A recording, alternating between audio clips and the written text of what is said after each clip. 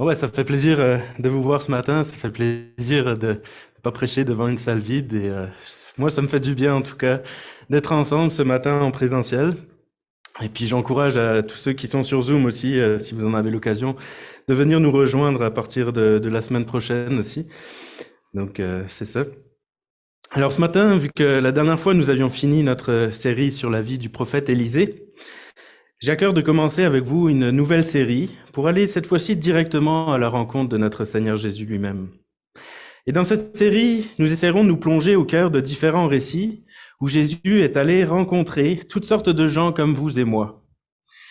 Et j'espère réussir à travers mes prédications de vous faire revivre ces moments comme si vous étiez vous-même présent à ce moment-là. Comme une fiancée qui regarde des photos de son futur époux en attendant le jour du mariage, je vous invite donc, vous aussi, en attendant de rencontrer notre Seigneur face à face, à regarder les photos que nous avons de lui dans la Bible. Et mon souhait, c'est qu'à travers nos différentes rencontres avec lui, dans ces divers récits, nous puissions, nous aussi, le laisser nous transformer, lui laisser transformer nos propres vies. Alors maintenant, pour débuter cette série, j'aimerais vous amener à observer la rencontre de Jésus avec la Samaritaine, en Jean 4, versets 1 à 42. Passage très bonne introduction de Romaric, très approprié. Quand donc le Seigneur connut que les pharisiens avaient entendu dire « Jésus fait et baptise plus de disciples que Jean », toutefois Jésus lui-même ne baptisait pas, mais ses disciples, il quitta la Judée et s'en alla encore en Galilée. Et il fallait qu'il traversât la Samarie. Il vint donc à une ville de la Samarie nommée Sichar, près de la terre que Jacob donna à Joseph son fils. Et il y avait là une fontaine de Jacob. Jésus donc, étant lassé du chemin, se tenait là assis sur la fontaine. C'était environ la 6e heure. Une femme de la Samarie vient pour puiser de l'eau. Et Jésus lui dit, « Donne-moi à boire », car ses disciples s'en étaient allés à la ville pour acheter des vivres. La femme samaritaine lui dit donc, « Comment toi qui es juif me demandes-tu à boire à moi qui suis une femme samaritaine ?» Car les juifs n'ont pas de relation avec les samaritains. Jésus répondit et lui dit, « Si tu connaissais le don de Dieu et qui est celui qui te dit « Donne-moi à boire », toi tu lui eusses demandé et il t'eût donné de l'eau vive. » La femme lui dit, « Seigneur, tu n'as rien pour puiser et le puits est profond. D'où as-tu donc cette eau vive? Es-tu plus grand que notre père Jacob qui nous a donné le puits et en a lui-même bu et ses fils et son bétail? » Jésus répondit et lui dit, « Quiconque boit de cette eau aura encore soif, de nouveau soif. Mais celui qui boira de l'eau que je lui donnerai mourra, n'aura plus soif à jamais. Mais l'eau que je lui donnerai sera en lui une fontaine d'eau jaillissante en vie éternelle. » La femme lui dit, « Seigneur, donne-moi de cette eau afin que je n'ai plus soif et que je ne vienne pas ici pour puiser. » Jésus dit, « Va, appelle ton mari et viens ici. » La femme répondit et dit, « Je n'ai pas de mari. » Jésus lui dit, « Tu as bien dit, je n'ai pas de mari. Car tu as eu 5 maris, et celui que tu as maintenant n'est pas ton mari. En cela, tu as dit vrai. » La femme lui dit, « Seigneur, oh, je vois que tu es un prophète. Nos pères ont adoré sur cette montagne, et vous dites qu'à Jérusalem est le lieu où il faut adorer. » Et Jésus lui dit, « Femme, crois-moi, l'heure vient que vous n'adorerez le Père ni sur cette montagne ni à Jérusalem. Vous, vous adorez, vous ne savez quoi. Nous savons ce que nous adorons, car le salut vient des Juifs. Mais l'heure vient, et elle est maintenant, que les vrais adorateurs adoreront le Père en esprit et en vérité, car aussi le Père en cherche de tels qui l'adorent. Dieu est esprit, et il faut que ceux qui l'adorent en esprit et en vérité. » La femme lui dit, « Je sais que le Messie qui est appelé le Christ vient. Quand celui-là sera venu, il nous fera connaître toutes choses. » Jésus lui dit, « Je le suis, moi qui te parle. » Et là-dessus, ses disciples vinrent, et ils s'étonnaient de ce qu'il parlait avec une femme. Toutefois, nul ne dit, « Que lui demandes-tu ou de quoi parles-tu avec elle ?» La femme donc laissa sa cruche et s'en alla à la ville et dit aux hommes, « Voyez un homme qui m'a dit tout ce que j'ai fait. Celui-ci n'est-il point le Christ ?» Ils sortirent de la ville et ils venaient vers lui. Mais pendant ce temps, les disciples priaient, disant, « Rabbi, mange !» Mais il leur dit, « Moi, j'ai de la viande à manger que vous ne connaissez pas. » Les disciples donc dirent entre eux, « Quelqu'un lui aurait-il apporté à manger ?» Jésus leur dit, « Ma viande est de faire la volonté de celui qui m'a envoyé et d'accomplir son œuvre. Ne dites-vous pas, vous, il y a encore 4 mois et la moisson vient? Voici, je vous dis, levez vos yeux et regardez les campagnes, car elles sont déjà blanches pour la moisson.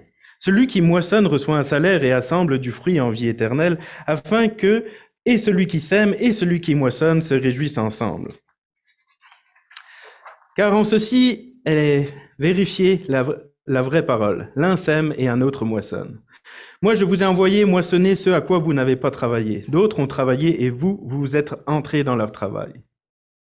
Or, plusieurs des Samaritains de cette ville-là crurent en lui à cause de la parole de la femme qui avait rendu témoignage. Il m'a dit tout ce que j'ai fait.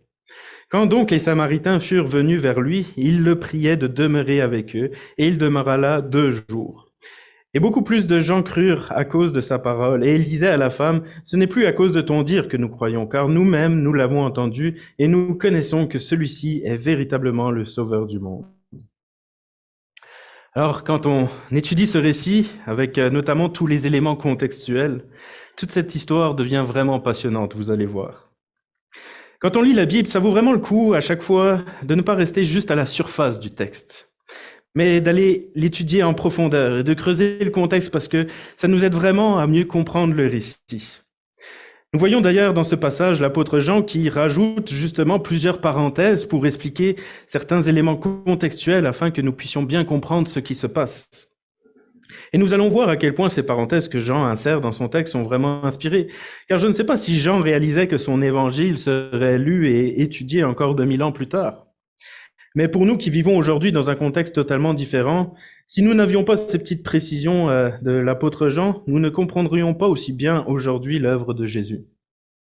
Alors étudions maintenant notre texte et relisons juste les quelques versets d'introduction, les 6 premiers versets. Quand donc le Seigneur connut que les pharisiens avaient entendu dire « Jésus fait et baptise plus de disciples que Jean », toutefois Jésus lui-même ne baptisait pas mais ses disciples, il quitta la Judée et s'en alla encore en Galilée, et il fallait qu'il traversât la Samarie. Il vient donc à une ville de la Samarie nommée Sichar, près de la terre que Jacob donna à Joseph son fils. Et il y avait là une fontaine de Jacob. Jésus donc, étant lassé du chemin, se tenait là assis sur la fontaine, c'était environ la 6e heure. Dans ces quelques versets, nous voyons que Jésus vient de réaliser qu'il vient de se mettre à dos plusieurs des pharisiens. On ne sait pas jusqu'à quelle mesure les pharisiens en ont après Jésus, mais on sent en tout cas que Jésus a attiré assez leur attention, si bien qu'ils décident de quitter provisoirement la Judée. Voici ce que dit Jean Calvin dans son commentaire biblique à ce sujet. Comme le fait que Jean amassait des disciples leur faisait déjà mal auparavant, ainsi cela aigrit encore plus les cœurs de voir qu'il en venait encore un plus grand nombre au Christ. Fin de citation. Maintenant, ce sur quoi j'aimerais attirer votre attention dans ce passage, c'est la flexibilité et la disponibilité de Jésus face à ces circonstances. Mais c'est là mon premier point. Jésus est disponible. Ce que l'on voit dans ce passage me fait penser d'ailleurs à ces paroles de Jésus qui disait en Matthieu 8, verset 20, « Jésus lui dit, les renards ont des tanières et les oiseaux du ciel ont des demeures, mais le Fils de l'homme n'a pas où reposer sa tête. » Par là, il voulait dire qu'il n'a pas de demeure fixe et stable. Pourquoi cela? Parce qu'il voulait rester disponible pour faire la volonté de son Père, comme on le voit au verset 34 de notre récit. Jésus leur dit, « Ma viande est de faire la volonté de celui qui m'a envoyé et d'accomplir son œuvre. » Et si Jésus avait eu une maison, cela lui aurait certainement enlevé sa flexibilité et lui aurait en même temps volé du temps et donc de la disponibilité. Et cette disponibilité et cette flexibilité que Jésus avait, nous la retrouverons bien dans notre récit d'aujourd'hui. Jésus sent que ça chauffe en Judée avec les pharisiens et il ne s'entête pas au point de mettre sa vie en péril avant l'heure. Et il va donc décider de partir pour la Galilée, le temps de laisser la tension retomber un petit peu. J'aime d'ailleurs bien à ce sujet l'application que va faire encore une fois Jean Calvin concernant cette attitude de Jésus. Regardez son commentaire. Alors c'est du vieux français, c'est un peu plus difficile à comprendre, mais... Nous en sommes aussi admonestés que nous devons avoir les cœurs et les esprits disposés, de telle sorte que d'un côté, il n'y ait aucune crainte qui nous épouvante et nous empêche de continuer à faire notre devoir, et d'autre part aussi que nous soyons point hâtifs et précipités à nous jeter dans les dangers. Or, tous ceux qui seront attentifs à suivre leur vocation garderont comme il faut cette modération. Car d'un côté, ils suivront constamment le Seigneur, voire même par le milieu des morts horribles, et d'autre part, ils se jetteront point follement, ni à la volée à toute heure, mais chemineront simplement en leur voie. Qu'ils nous souviennent donc qu'il ne faut point passer plus outre que notre vocation ne requiert. Fin de citation. De toute façon, vous allez voir que le français change. Autrement dit, Paul a bien dit que tous ceux qui voudront vivre pieusement seront persécutés en 2 Timothée 3, 12. Mais faisons attention à ne pas rechercher volontairement non plus cette persécution. Si notre heure n'est pas venue, nous sommes parfois appelés à nous cacher, comme Jésus qui est allé se retirer en Galilée, ou encore comme les disciples l'ont fait après la mort de Jésus, par exemple. Mais revenons maintenant à la disponibilité et à la flexibilité de Jésus pour accomplir la volonté de son Père. Et relisons le verset 4. « Et il fallait qu'il traversât la Samarie. » En réalité, oui, pour aller en Galilée, le chemin le plus rapide était bien de passer par la Samarie, mais il n'était pas le seul chemin. Et pas toujours le chemin privilégié par les Juifs pour s'y rendre, car, comme nous le verrons plus tard, les Juifs avaient une aversion profonde pour les Samaritains. Même si l'historien Joseph dit tout de même que la majorité des Juifs préféraient la facilité et passaient tout de même par la Samarie, plusieurs d'entre eux préféraient quant à eux passer par la Transjordanie, tant leur aversion pour les Samaritains était forte. Jésus n'était donc théoriquement pas obligé de passer par la Samarie. Mais le texte précise tout de même qu'il fallait qu'il traversât la Samarie, laissant penser que cela faisait partie du plan providentiel de Dieu que Jésus rencontre cette Samaritaine à ce moment-là. On voit donc la flexibilité et la disponibilité de Jésus pour accomplir la volonté de son Père et aller à la rencontre de cette Sunamite qui en avait bien besoin. Mais la disponibilité et la flexibilité de Jésus ne s'arrêtent pas là. Si on s'en va à la fin de notre récit au verset 40, on peut lire ceci. « Quand donc les Samaritains furent venus vers lui, ils le prièrent de demeurer avec eux, et il demeura là 2 jours. » Souvenons-nous, Jésus s'en allait en Galilée, pas en Samarie. Il n'avait pas prévu de s'arrêter là. Dans les versets précédents, on voit que les disciples étaient revenus de leur commission et ils étaient donc libres de partir comme ils le voulaient. Mais Jésus, voyant l'ouverture des Samaritains et leurs besoins, décide de revoir son plan et de rester 2 jours dans la ville de Sychar à la rencontre de ses habitants. Et je ne sais pas pour vous, mais moi ça me parle beaucoup, puis ça m'a encore parlé hier. Peut-être c'est typiquement masculin, mais moi je sais que quand j'ai des plans, je n'aime pas être trop contrarié dans mes plans. Les modifications de programme dernière minute, j'aime pas vraiment ça. Généralement, dans ma tête, j'ai mon petit programme avec mes différentes étapes. Et là, si on me demande de rajouter ou de modifier quelque chose se passe pas comme prévu, je trouve ça quand même assez contrariant. Mais Jésus, lui, il se laisse perturber. Et cela parce qu'il est clairement conscient de sa mission et qu'il a le cœur à la bonne place, pas comme moi toujours. Comme on a pu le lire dans les versets 32 à 34. Mais il leur dit, « Moi j'ai de la viande à manger que vous ne connaissez pas. » Les disciples donc dirent entre eux, « Quelqu'un lui aurait-il apporté à manger ?» Jésus leur dit, « Ma viande est de faire la volonté de celui qui m'a envoyé et d'accomplir son œuvre. » Quand donc nos plans sont perturbés et que l'on voit que ça nous contrarie, on peut se poser la question, est-ce que j'ai le cœur à la bonne place? Qu'est-ce qui est le plus important dans la situation présente? Est-ce que c'est de terminer mes différentes tâches ou de répondre aux besoins de celui qui voudrait perturber mon emploi du temps? Puis je suis le premier à dire que nos responsabilités sont importantes et que c'est nécessaire de faire et terminer nos différentes tâches. Mais est-ce que l'être humain qui est en face de nous, en face de moi, et qui contrarie mes plans n'est pas plus important que mes différentes tâches qui doivent être terminées? Je ne dis pas non plus que parfois on ne peut pas concilier les deux ou que parfois encore nous ne pouvons pas avoir d'autre choix que de donner priorité à l'action qu'on doit faire. Mais je dis juste que peut-être plus souvent qu'on le pense, nous saisissons mal l'importance des choses. Nous n'avons pas toujours les bonnes priorités et n'avons pas toujours le cœur à la bonne place. Il est donc bon quand on cherche à contrarier nos plans de se poser ce genre de questions. En tout cas, moi, je suis personnellement touché par Jésus qui nous prouve encore dans ce passage sa disponibilité et sa flexibilité pour chacun de nous. Aux yeux de Jésus, ce qu'il y a de plus important, c'est de faire la volonté de son Père, qui lui a entre autres demandé de venir donner sa vie en rançon pour chacun de nous, afin que nous puissions avoir la vie éternelle. Jésus est donc toujours disponible pour nous. Pour Jésus, nous sommes donc une priorité, chacun de nous individuellement. Jésus ne va jamais nous répondre « Non, là, je peux pas, je suis trop occupé, j'ai d'abord ça à faire, reviens me voir la semaine prochaine. » Il va pas non plus dire en plein milieu de la nuit, lorsque nous avons une angoisse « Hey, t'as pas vu l'heure, laisse-moi dormir, on en reparlera demain matin. » Non, Dieu n'est jamais trop occupé pour nous écouter et pour répondre à nos besoins. Nous pouvons nous adresser à lui à chaque instant et il sera là pour nous. Quelle belle preuve d'amour, n'est-ce pas? Mais laissez-moi maintenant encore vous faire découvrir cet amour que Jésus a pour la Samaritaine. Dans mon texte, j'ai écrit la Sunamite. Et pour chacun de nous, dans mon deuxième point, en poursuivant l'étude de notre texte. Donc, deuxième point, l'amour de Jésus pour la Samaritaine. Jésus arrive donc à la fontaine de Jacob avec ses disciples. Et alors que ceux-ci s'en vont chercher de la nourriture en ville, Jésus, fatigué du chemin et probablement accablé par la chaleur, se repose sur le bord de la fontaine.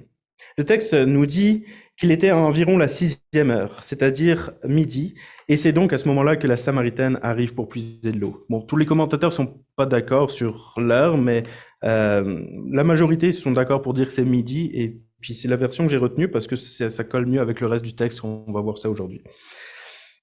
Maintenant, on ne sait pas à partir de quel moment le Seigneur a su que la Samaritaine avait 5 maris et que l'homme qu'elle fréquente actuellement n'est pas son mari. Mais quoi qu'il en soit, Jésus a tout de même pu deviner que la Samaritaine était en souffrance. Pourquoi cela?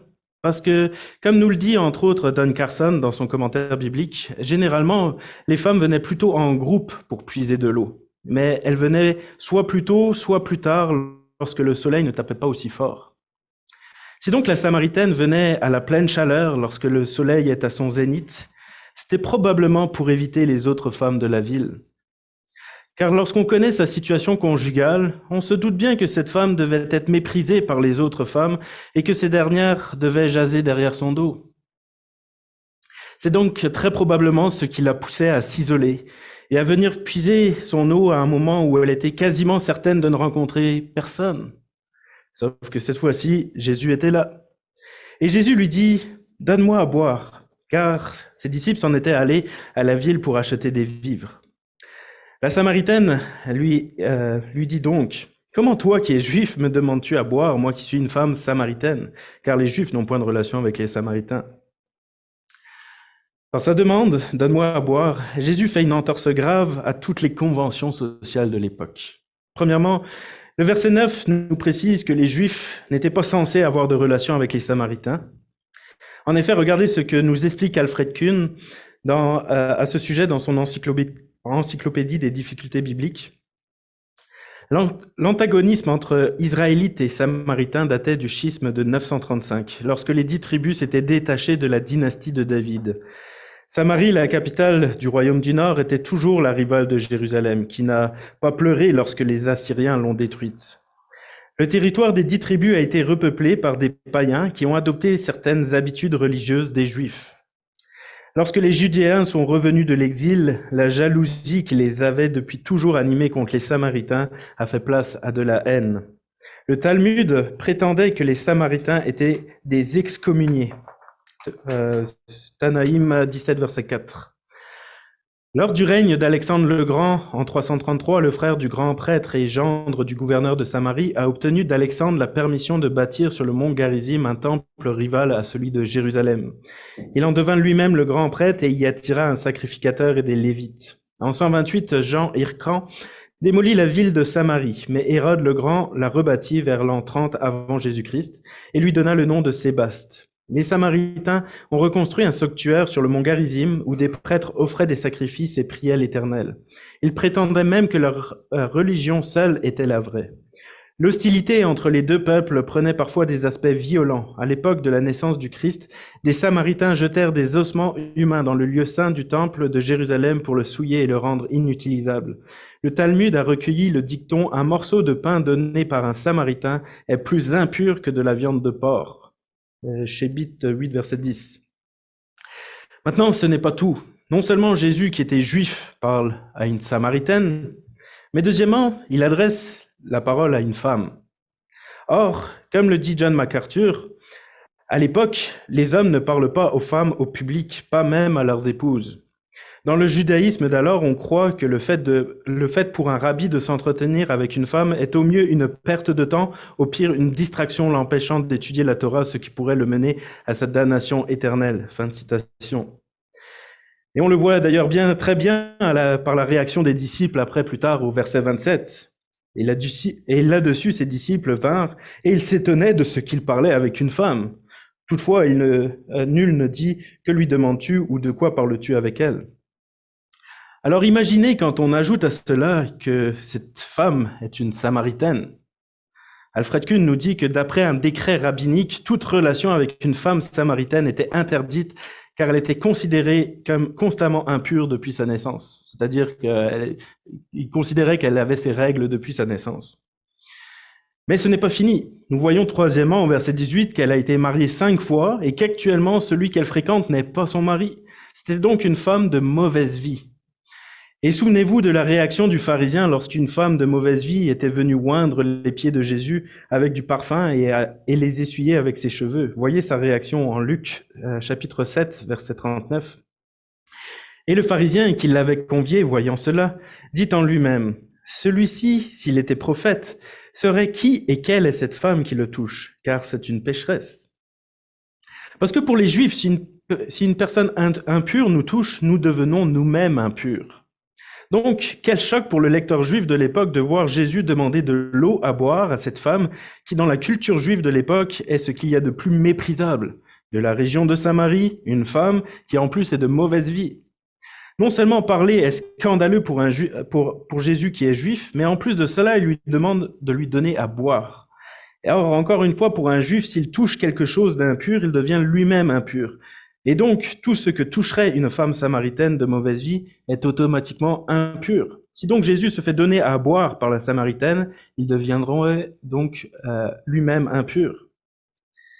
À la lumière de tout cela, nous comprenons maintenant mieux la réaction de la Sunamite au verset 9. La femme samaritaine, j'ai encore dit la Sunamite, c'est la Samaritaine. La femme samaritaine lui dit donc, « Comment toi qui es juif, me demandes-tu à boire à moi qui suis une Samaritaine ?» À cela maintenant, Jésus profite de la situation pour se révéler à elle. Et relisons la suite de ce passage.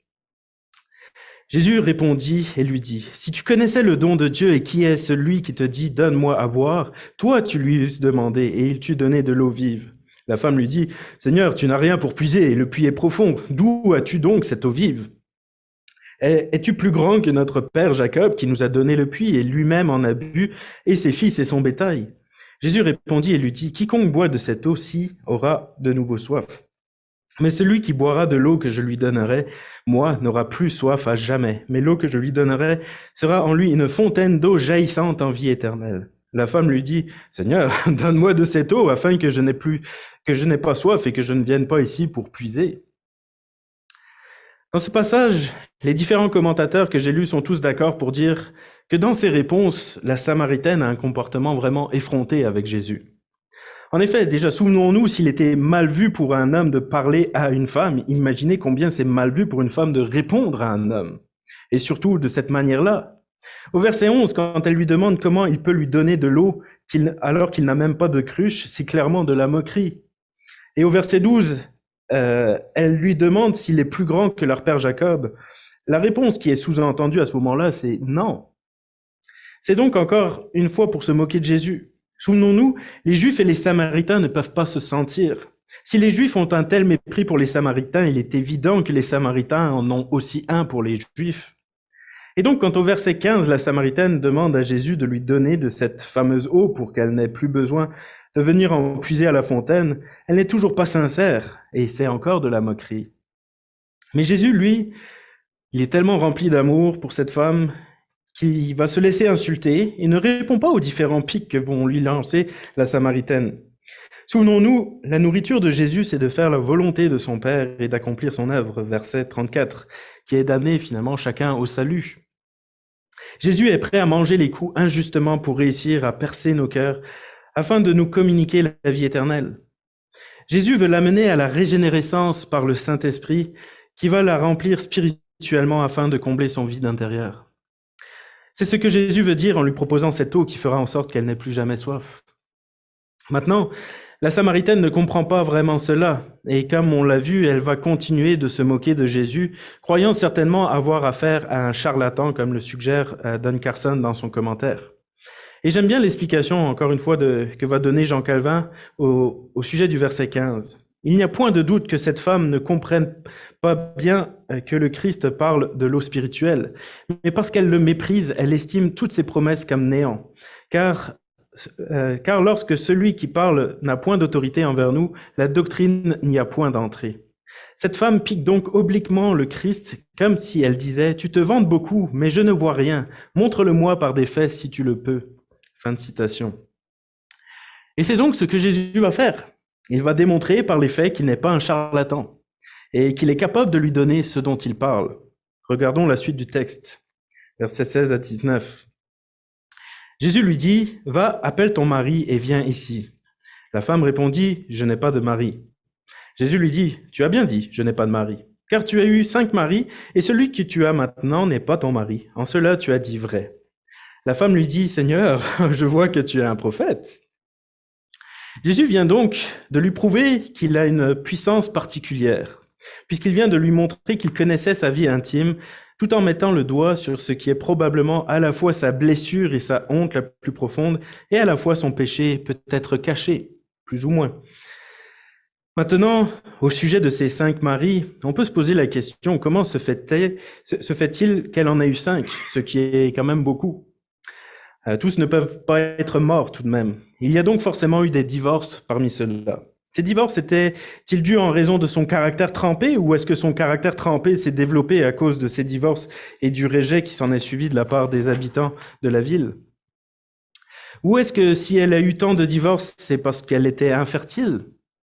Car d'après ce que nous dit le grand dictionnaire de la Bible sur la stérilité, le fait de ne pas avoir d'enfant était pour une femme orientale non seulement un sujet de tristesse, mais aussi un motif de reproche pouvant conduire au divorce.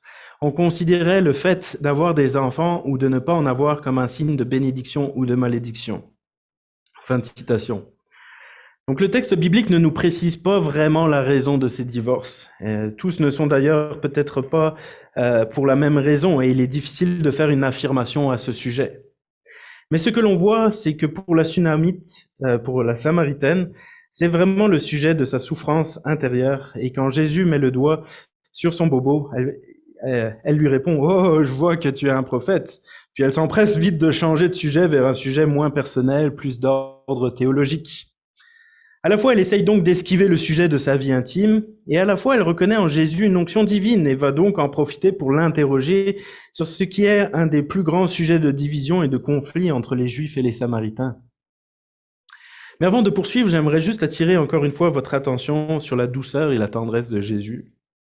Alors que la Samaritaine ne reconnaît qu'une demi-vérité pour essayer de cacher sa honte et sa souffrance, Jésus reste doux avec elle. Il lui fait remarquer qu'il connaît la vérité, mais il ne lui fait pas plein de remontrances.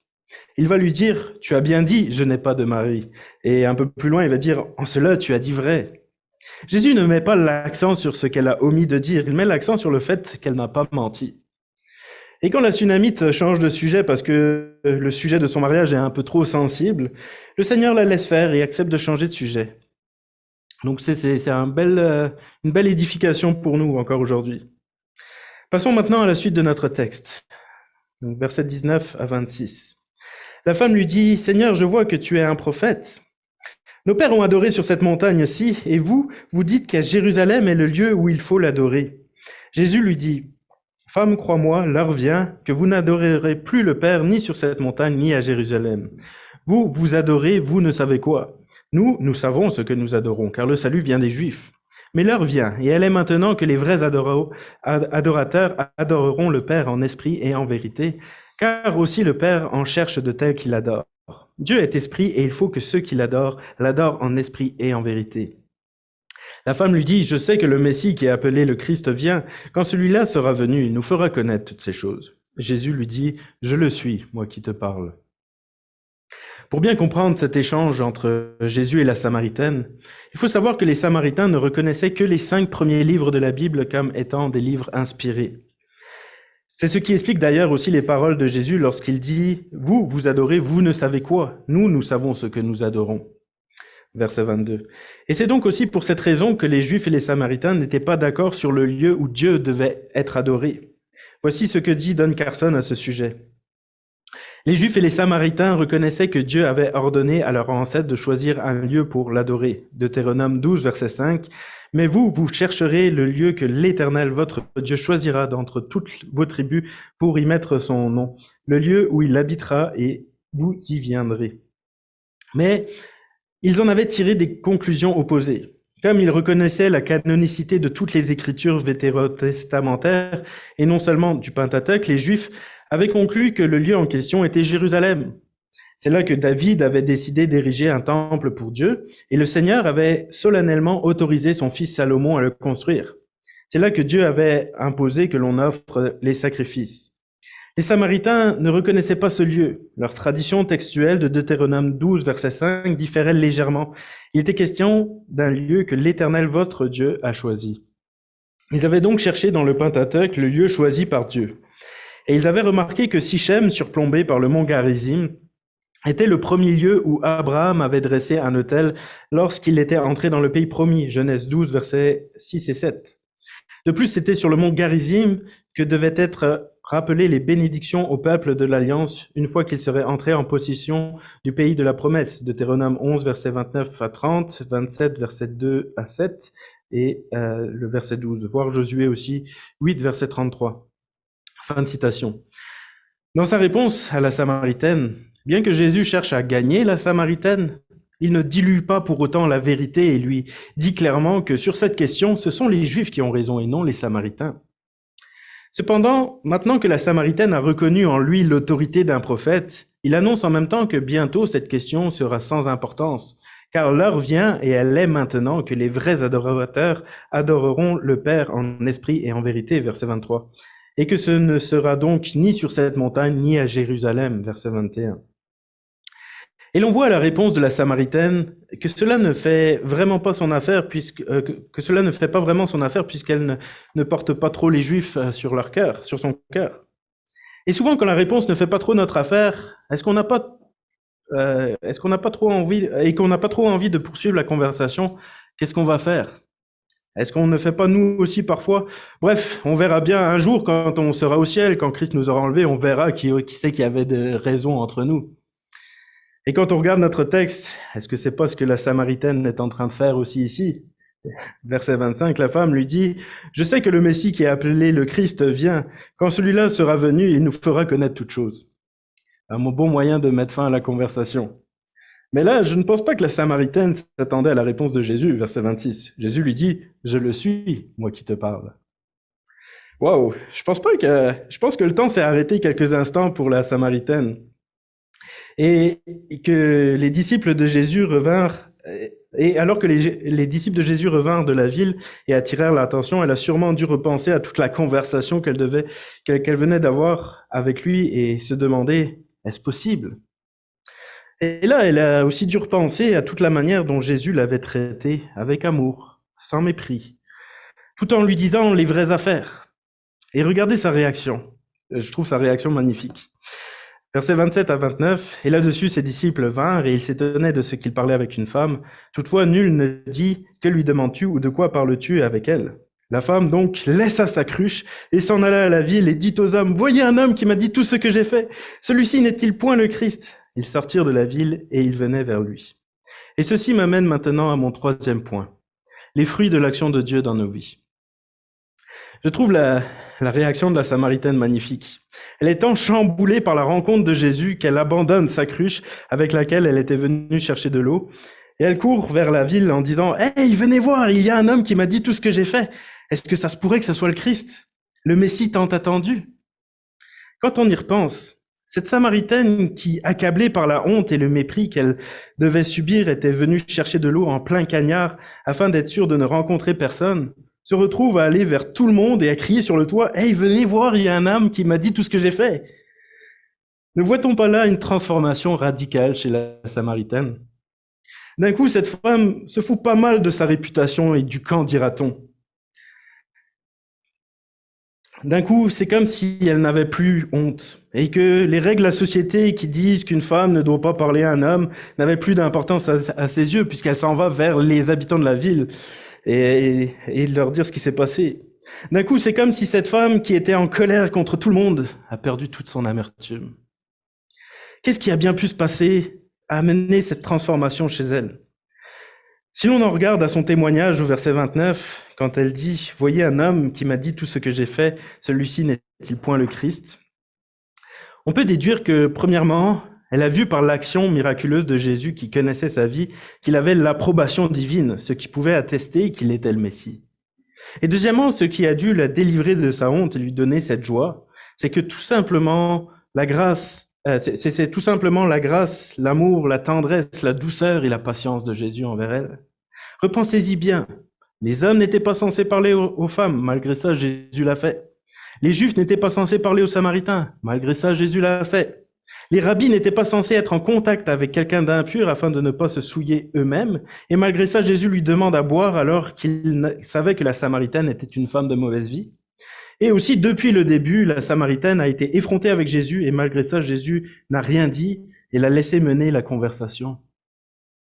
Imaginez donc ce comportement de Jésus hors du commun, et qui en plus de ça a montré qu'il avait l'approbation divine par le miracle de connaissance qu'il a eu envers la Samaritaine. Si donc Jésus avait l'approbation divine et a eu ce comportement avec elle, cela voulait dire donc que Dieu lui-même a eu ce comportement avec elle. C'est comme si Dieu lui avait dit « Je sais ce que tu as fait, mais j'ai aussi vu ta tristesse, ta honte, tes regrets, montrant quelque part une soif d'être pardonné, d'être affranchi.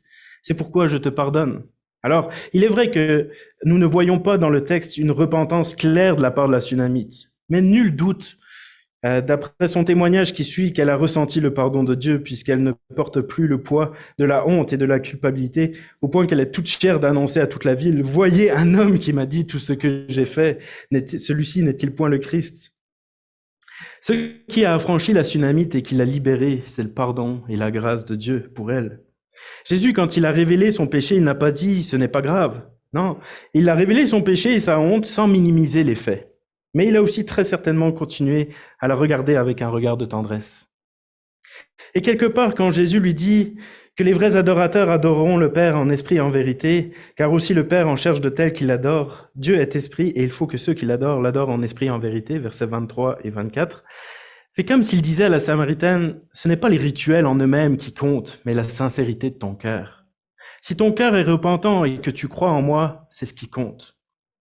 Voilà ce qui, selon moi, a donc apporté la délivrance à cette Samaritaine. Et maintenant qu'elle a été délivrée, quel témoignage! Sa transformation est tellement évidente que son témoignage en est puissant. Alors que c'est une femme qui, en plus, est de mauvaise vie et que donc, aux yeux des hommes, sa parole n'est censée avoir aucune valeur, aucune importance, on voit les hommes de la ville qui l'écoutent, puisqu'ils décident de sortir de la ville pour aller vers Jésus.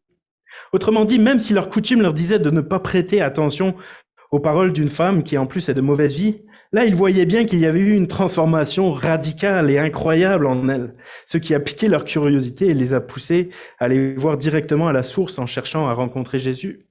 C'est d'ailleurs aussi ce qui explique le verset 42 qui dit ceci, « Et ils dirent à la femme, ce n'est plus à cause de ton dire que nous croyons, car nous-mêmes nous l'avons entendu et nous connaissons que celui-ci est véritablement le Sauveur du monde. » Quant au verset 35, Jésus disait que les champs étaient déjà prêts pour la moisson. Il parlait donc de ces habitants qui ont été interpellés par la transformation radicale de la Samaritaine et qui venaient de quitter la ville et étaient en train de venir vers Jésus. Verset 35, ne dites-vous pas, vous, il y a encore 4 mois et la moisson vient? Voici, je vous le dis, levez vos yeux et regardez les campagnes derrière vous, car elles sont déjà blanches pour la moisson. Concernant notre témoignage, cela montre bien que ce qui donne de la crédibilité à nos paroles, c'est notre comportement qui sort de l'ordinaire. Notre comportement qui interpelle par sa non-conformité avec les habitudes de ce monde. Et pour la Samaritaine, sa transformation fut tellement radicale et son attitude tellement hors du commun qu'elle a pu préparer le chemin au témoignage direct de Jésus pour les habitants de Sychar.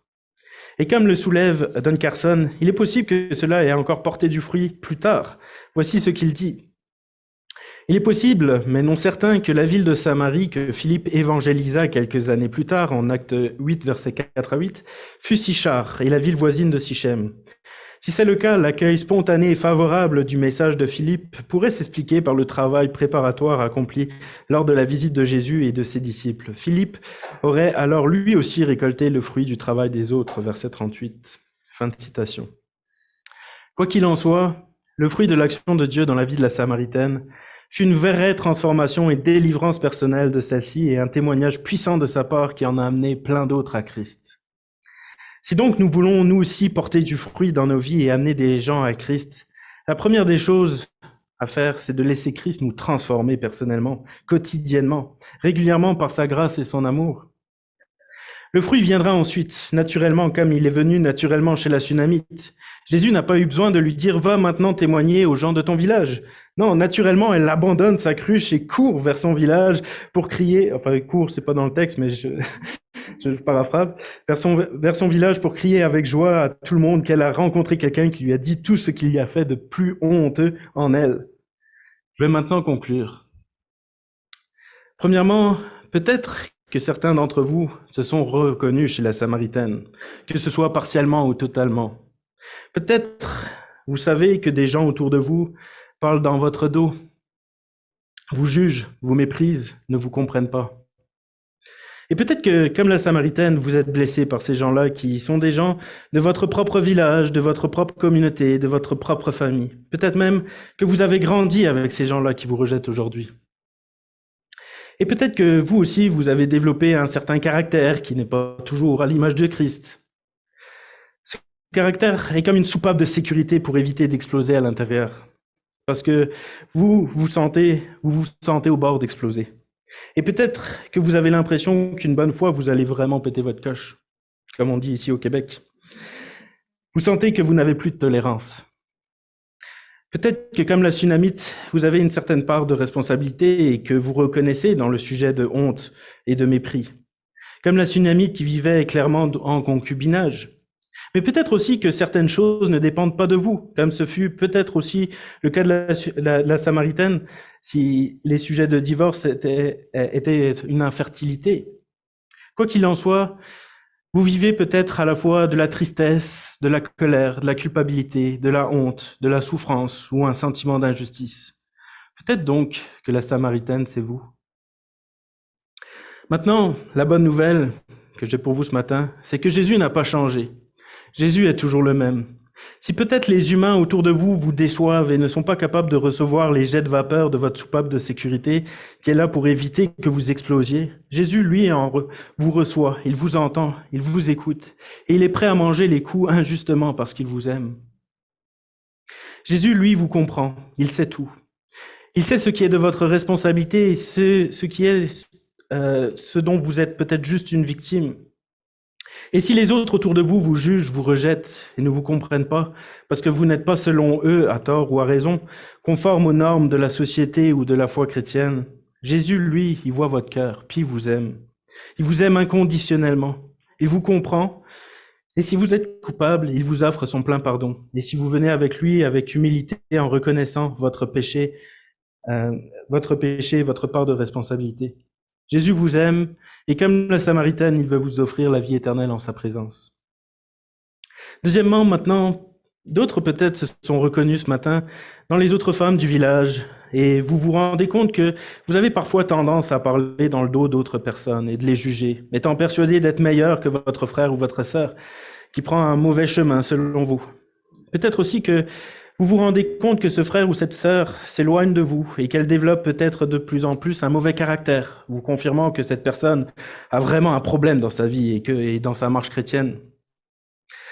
Et de ce fait, peut-être que cela vous donne le goût d'encore plus la juger. Si c'est notre cas, alors souvenons-nous comment Jésus a reçu la Samaritaine. Oui, la Samaritaine était coupable et avait un péché dans sa vie. Oui, la Samaritaine se coupait de la société et de la vie de la communauté.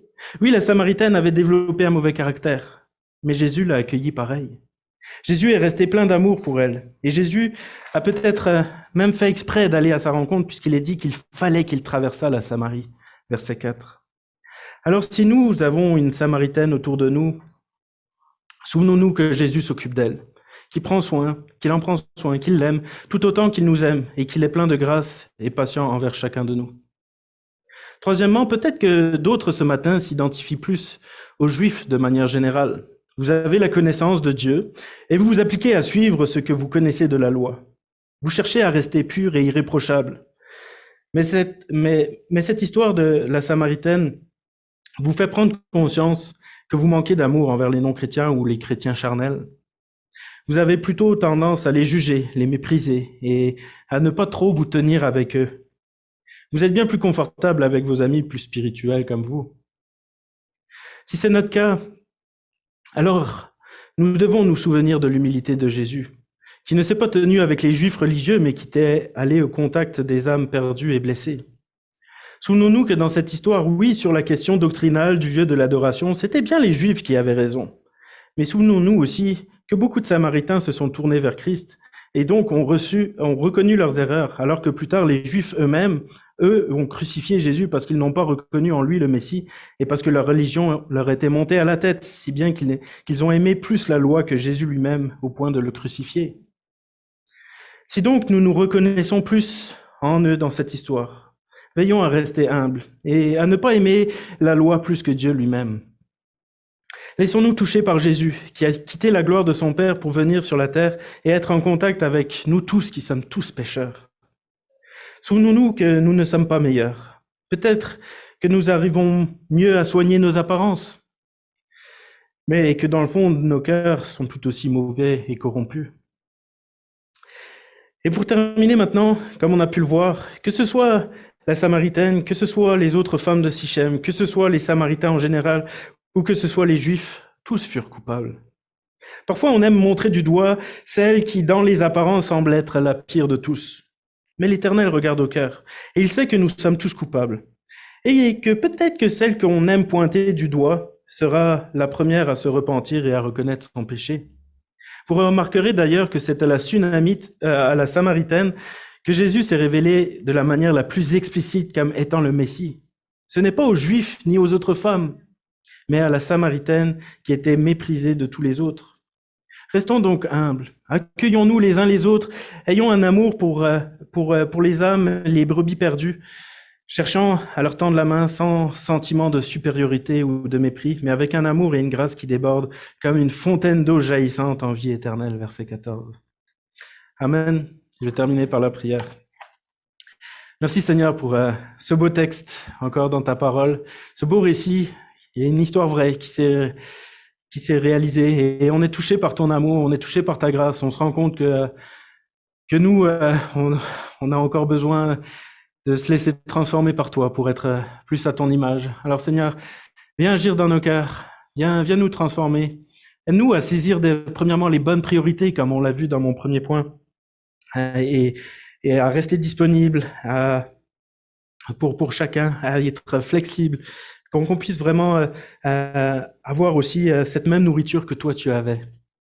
Et Seigneur, aussi qu'on puisse avoir ce même amour que tu as eu, cette même grâce envers la Samaritaine, qu'on puisse être débordant d'amour, de patience, qu'on soit prêt à manger les coups par amour pour nos prochains.